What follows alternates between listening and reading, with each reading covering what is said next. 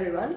Welcome. On this episode, we are stepping inside the fashion industry not through trends and reels, but through lived experiences. So today, I'm joined by Janvi Shukla, a fashion model who has worked across editorial and commercial spaces, including designers like Tarun Tahliani, JJ Valaya, Anamika Khanna, Anju Modi, Fab India, and many more. This isn't about what fashion looks like from the outside, but what it feels like from the inside. Before we get into anything else, I would love to know, how do you describe what you do? Okay, that's a very good question. I feel I create art. I make very expensive, disgustingly expensive clothes more sellable to people. I feel that's what we do. All right. So let's get into the main Q&A session now. Did you always want to be a model, or is it like something you developed over time? I surely developed this over time. I think this was just something I was trying out in COVID and it worked out for me. Some agency in Delhi scouted me through my Instagram because I feel I've always been comfortable in front of the camera. I like doing self-portraits, I like dressing up. So I feel I always had a connection with fashion, just did not know that I'll be doing this for a living.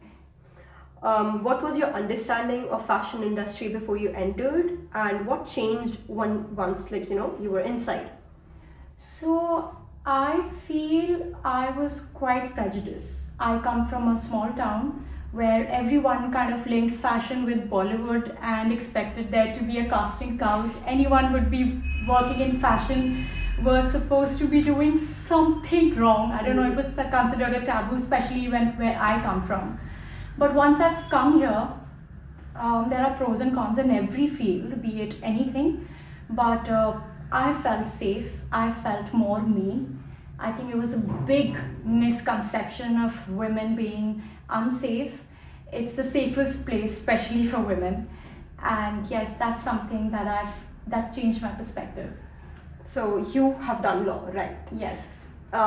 So what is there like any way you practice law into your fashion everyday thing? Oh, of course. There are contracts left and right, a lot of contracts that you have to see, you have to sign before getting into a huge production, shoot, getting into an agency that represents you.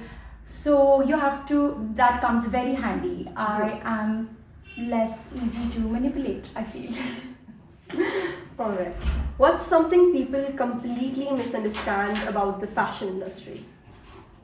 As I said, again, there are no bad people who are going to force you to do something that you don't want to get a shoot. It's literally just based on your profile, what matches the brand's profile as well. And I think the bigger taboo attached to fashion is the toxicity of it. It's not. It's there, but it's not that prevalent. What's the least glamorous part of your job that people never talk about? The least glamorous part is actually physically the most glamorous. It takes away your skin, the quality of your skin, the quality of your hair, everything actually, because it's just so daily. Getting ready isn't a novelty for us anymore. You've worked with a lot of designers and brands. What's one thing that's the most common that you've noticed across brands? I feel the authenticity. Every brand has its own style. Some has even copyrights of certain poses. Oh. And that's fun and also bizarre to know. And I feel, yes, the authenticity, the work, the craftsmanship, the ideologies, how they see fashion, what they want to promote. It's it's very, very it's a very incredible experience when you work for different brands and see different types of everything. For someone completely new, what role do you think modeling agencies play in actually, getting you inside the fashion industry? I think it's a huge role that agency play once you're a fresher. You need an agency to reach a certain somewhere where you start getting your own contacts. I would suggest to all newbies who are trying to get on a good foot in fashion. I think they should go through the agencies because they know what brand suits your profile more, what suits, what goes with you, what kind of brands will take you or hire you. So I think agencies are very important if you're just starting. What do agencies usually look for when, deciding to sign someone, and what do people often assume wrongly? I think now, as we speak, in 2026, the market has saturated a lot because there's a lot of categories that has fallen into it. There are runway models, commercial models, now they have makeup models apparently. So there used to be a very strict height criteria, measurements, hair type, conventional and non-conventional models. But now I feel if you want to try, you might fit into at least one category that has been made by people. Right. But mostly when I started, which is back in 2019, height was a very strict criteria and was the measurement. I was a size 4 and 5'9", and that did give me a lot of good opportunities with all the brands that you just mentioned. Right. So yeah. Do you think agencies will stay as powerful in the future, or do you see, the system is changing with the hype and influencers? That's actually a very good question. I think it's a very mundane conversation even with us models when we meet at shoots, because I don't think it's gonna be that prevalent in the future, because even the brands and the talents would want to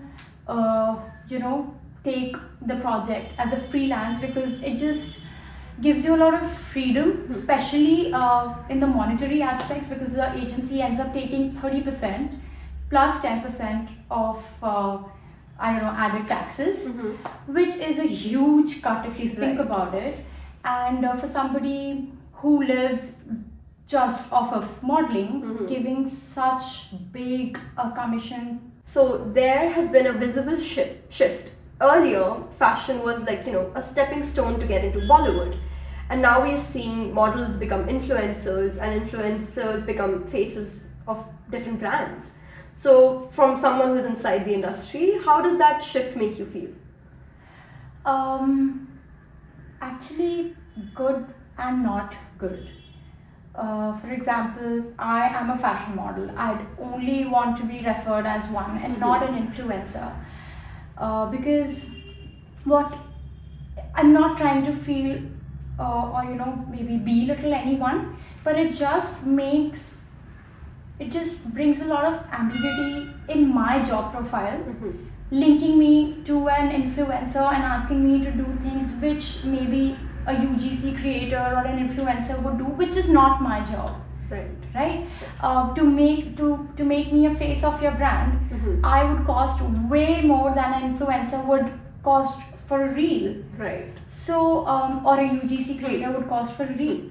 So, my work kind of deteriorates there, and the whole confusion of an influencer or a fashion model. Now everyone is calling themselves a fashion model. Right. You cannot, standing in front of your camera in your house and making a reel is so much different than walking in front of 50,000 people, or standing in front of the camera in front of 50 member of crew, just everyone looking at you. You're the center of attention. Every light, every attention is on you.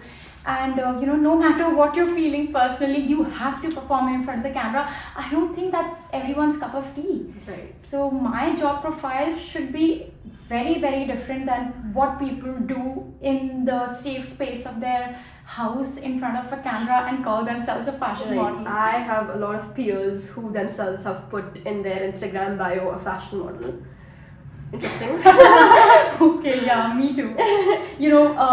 no Instagram, poof, you're not a fashion Right, model anymore. Yeah. So, from where you're standing inside the industry, what it feels like, what feels it's changing the fastest since 2019 to 2026? Faces. Faces change. One thing, I don't know how I have been able to be relevant for so many years. One thing that I feel that I probably am meant to be, and I'm really good at my job.